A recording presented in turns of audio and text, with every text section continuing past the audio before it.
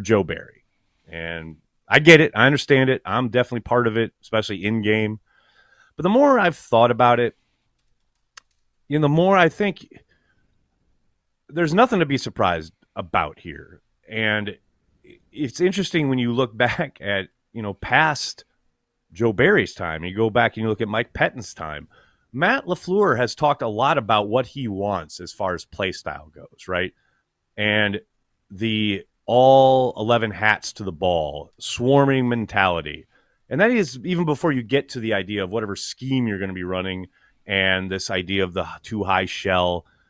I thought Mina Kimes and Dominique Foxworth kind of absolutely nailed it on Mina's podcast here. Let's take a listen to this, and then we'll talk about it on the other side.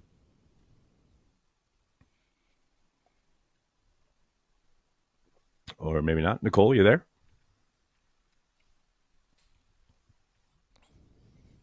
Oh, sorry about that. We want to play the video. Can we take the Mina Kimes thing? I am so sick of watching this Packers defense do the same. It's been years. I don't, and it's not just been Joe Barry. It preceded Joe Barry, but oh my God, the Joe Barry, the two things. I mean, I could single out a number of things that drive me crazy watching this defense that have been driving me crazy forever. I understand being taken back a little bit by the first time Tommy DeVito runs zone read.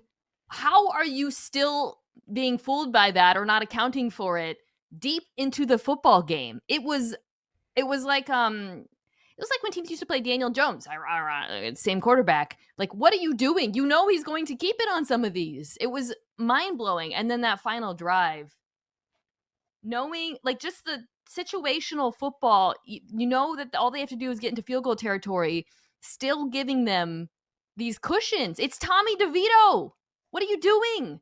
And the Robinson throw was a good throw, and that's fine. You make him beat you. But oh my God, leading up to that, Dominique, I don't understand why the Packers, this is their identity, which is crazy. I almost feel silly talking about this game in isolation because this is them every year for the past 5 years. Is I look at their roster, I'm like, ooh, woo. And then I go and look at how they perform, and I'm like,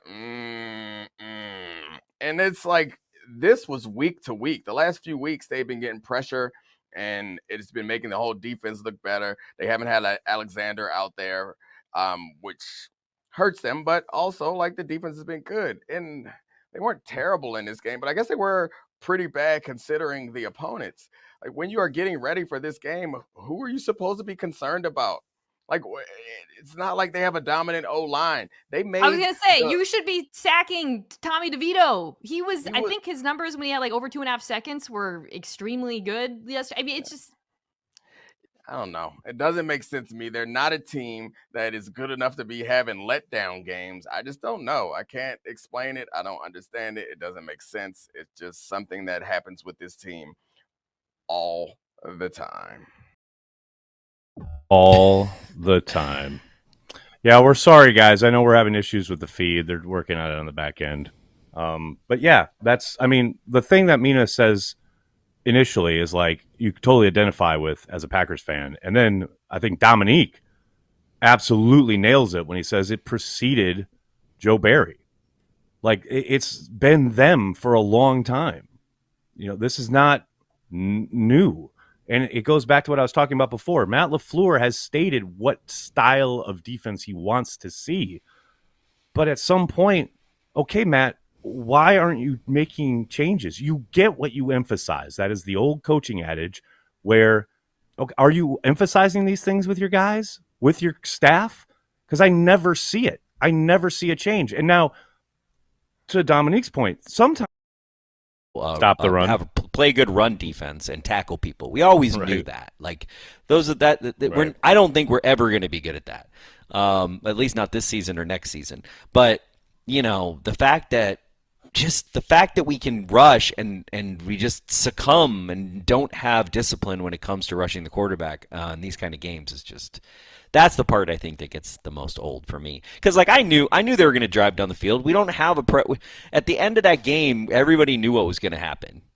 Either we're going to get an interception. It's both it's both frustrating and kind of soothing because, yeah, I know we're not going to get that stop. Well, there's no way we're going to play press. We're not going to play press, and we're not going to play press. You can ask for it all the time. Like, it's one thing to ask for running the ball, right? We are going to run the ball. We have running backs, okay?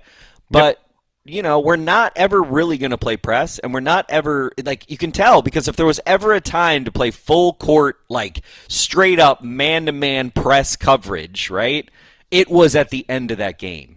And the fact that, because we had nothing at that point, you're 6-6, you have everything on the line, you have everything to lose. That's the time when you want to play aggressive and win the game. And what did we do? Try and we dictate. Did the opposite. Yeah, no. Yeah. What's funny though, it's like you look at that drive, the driving question, right? And it's frustrating, no doubt about it. But like the first couple plays, totally fine. Quick completions, quick tackles.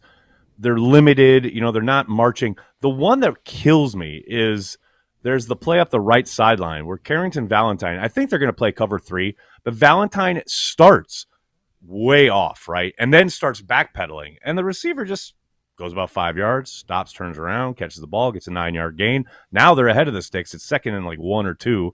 And on the next play, they play some man, but it's against a bunch, so you have to be off a little bit, right? And Nixon gets cooked. So it's like I understand like Joe can only call plays, right? And guys got to execute. There's no doubt about it. But man, just that 2-play sequence just kills you. And the idea that Valentine is playing like out in the parking lot, like, is that not emphasized? Like, do you not say what is your situational, coaching point where, okay, yes, the call is cover 3, but the situation dictates, look, let's not just allow them to take completely easy yardage here and get themselves an advantageous down and distance. That's where I'm like, I say it all the time. They're fine talent-wise. They're fine conceptually. I understand everything they're trying to do.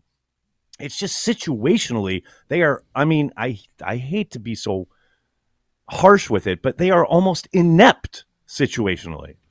Like, it blows my mind. Whether it's this, whether it's lining up in nickel on the goal line and just letting teams walk into the end zone, things like that.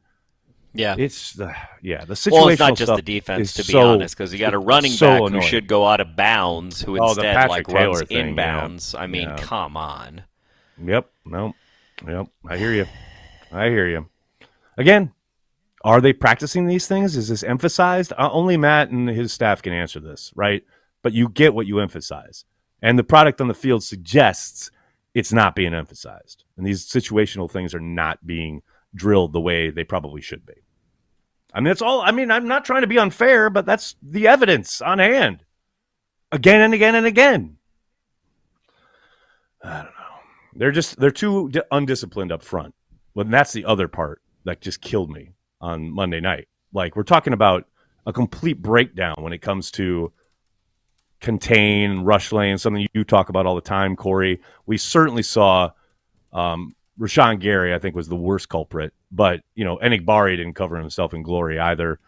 There were a number of times where, he tries to slip inside and just leaves the door wide open for the quarterback to rip off a 10-yard gain.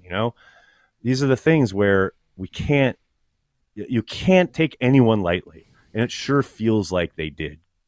Like, I hate to say it because they're paid professionals and every game is like the most important thing, but it just felt, especially up front, that there was just a little bit of taking the Giants for granted, which is really unfortunate.